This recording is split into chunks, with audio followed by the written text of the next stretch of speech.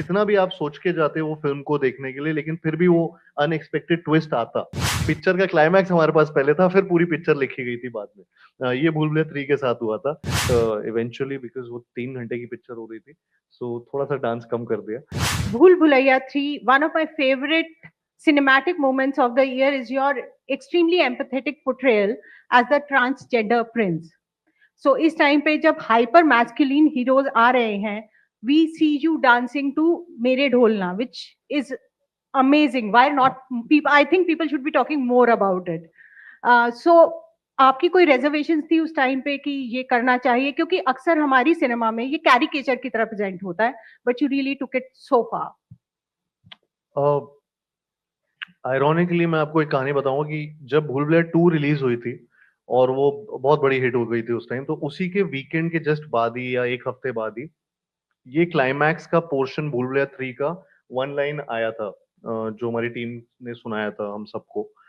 And I was really excited about it कि ये, because वो क्लाइमैक्स वाज द पोर्शन जो सबसे पहले लिखा गया था, जो 2 साल पहले लिखा गया था, कि जिसके अराउंड फिर पूरी फिल्म लिखी गई जब एक बार वो चीज ओके हो गई। तो आई वाज नॉट, मतलब मेरे दिमाग में कभी ये नहीं आया था कि अच्छा ये ऐसा प्ले होगा ऐसा, because I knew the team which I was working with, they would handle it with care, they would handle it in a way which would make it look cinematic rather than कि कुछ भी गड़बड़ लगे उस चीज को, because वो बहुत इमोशनल quotient है of the film। And also वो ऐसा ट्विस्ट था जो कोई भी एक्सेप्ट मतलब एक्सपेक्ट नहीं करता। तो आई थिंक वो जितना भी आप सोच के जाते हो वो फिल्म को देखने के लिए, लेकिन फिर भी वो अनएक्सपेक्टेड ट्विस्ट आता। तो सबने वही चीज को बहुत पकड़ा, and I think so we started our journey with that climax. तो पिक्चर का क्लाइमैक्स हमारे पास पहले था, फिर पूरी पिक्चर लिखी गई थी बाद में। ये भूल भुलैया 3 के साथ हुआ था। एंड एंड या सो वो उसके बारे में आई थिंक नहीं, मतलब बात करते हैं लोग। इनफैक्ट मैं देखता रहता हूँ कई लोग वो मेरे ढोलना का जो वर्जन है जो सोनू निगम जी ने गाया है, which is become a rage, which is become a big a song, जिसके जिसके इमोशंस अलग अलग तरीके से लोगों ने अपने आप अपनी लाइफ से जोड़ा है। So I think you get to know about these things, and I am really glad that a lot of people just connected their stories in somewhere down the line। कुछ ना कुछ अपना, कोई बचपन कनेक्ट कर रहा है, कोई अपना स्ट्रगल्स कनेक्ट कर रहा है, कोई अपनी लाइफ को कनेक्ट। सो वो एक, जब एक कनेक्शन हो जाता है कोई एक गाने से या एक पोर्शन से फिल्म के, सो वो फिर चलता रहता है। So people have been talking about it in a way where, and also the kind of box office the film made. I think the last 40 minutes of the film, they just uh, you can't blink, because वो आपको पता करना है कि क्या होने वाला है, क्या होने वाला है, क्या होने वाला है। So that moment, I think वो क्लाइमैक्स ने बहुत उस पिक्चर को बहुत एक ग्रेविटास दिया। उस मोमेंट ने जो मेरे लिए भी वो नया था। मैं भी फर्स्ट टाइम ऐसे डांस कर रहा था पूरा। We had actually shot the entire song, जो पूरा फिल्म में था नहीं, बट वो जो पूरा तांडव था या ये सारी चीजें थी, क्योंकि पिक्चर ऑलरेडी बहुत लंबी हो रही थी तो मेरा तांडव थोड़ा कट हुआ है। लेकिन बहुत सारा डांस किया था उसमें। इनफैक्ट 4 मिनट का शायद से ये वाला सॉन्ग था जिसमें मैं मंजुलिका बनाऊं, अब तो बोल सकता हूँ। और और और 2 ढाई मिनट का शायद वो वाला गाना था जिसमें मैं देवेंद्र नाथ वो राजा वो बनाऊं। सो आई थिंक वो दोनों गाने मिला के 6 साढ़े 6 मिनट का डांस है जो एंड में होना था, बट इवेंचुअली बिकॉज वो 3 घंटे की पिक्चर हो रही थी, सो थोड़ा सा डांस कम कर दिया। And but I had fun, I had really I enjoyed that, and of course with Vidya Balan and Madhuri Dixit being on my side, I think that was again a cinematic moment for me also as an actor to perform with them। तो उनके साथ जब मैं वो share कर रहा था screen space and ये ऐसा रोल प्ले कर रहा था, it was just magical. Absolutely, and we could see it on screen. So empathetic, so vulnerable. Beautiful performance there. And what I meant, yes, let's, because we really have to. Because it also pushes the envelope when it comes to portrayal of in Hindi film heroes and sexuality also. So amazing there.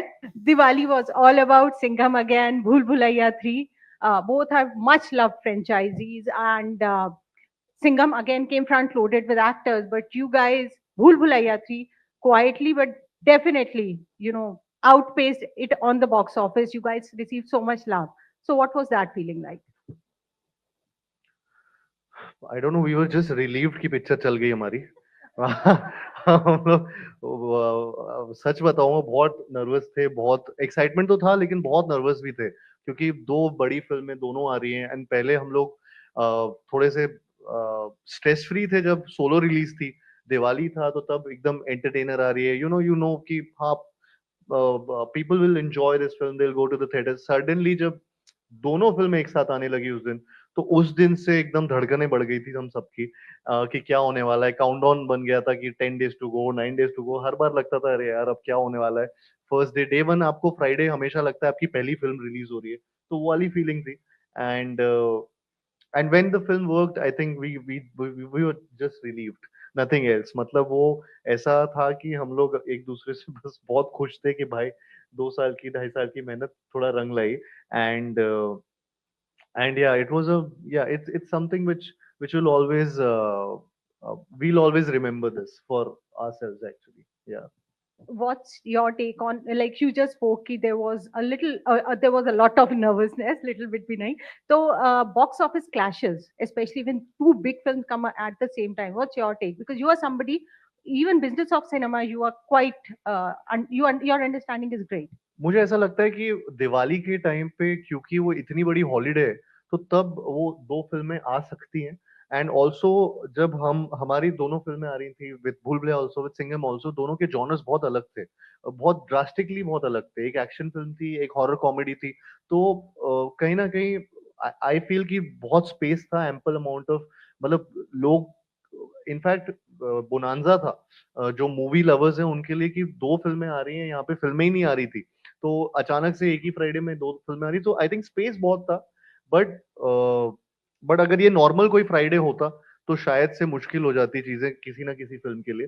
But उस दिन I think because वो दिवाली का दिन था, छुट्टी का माहौल था, सो आई गेस स्पेस ज्यादा था, स्क्रीन्स थे आपके, लोगों का एक मूड था एंजॉयमेंट का, एंटरटेनमेंट का, थिएटर्स में जाने का। सो आई गेस वो इसलिए वो बैलेंस आउट हो गया। And we were happy that we decided to be there.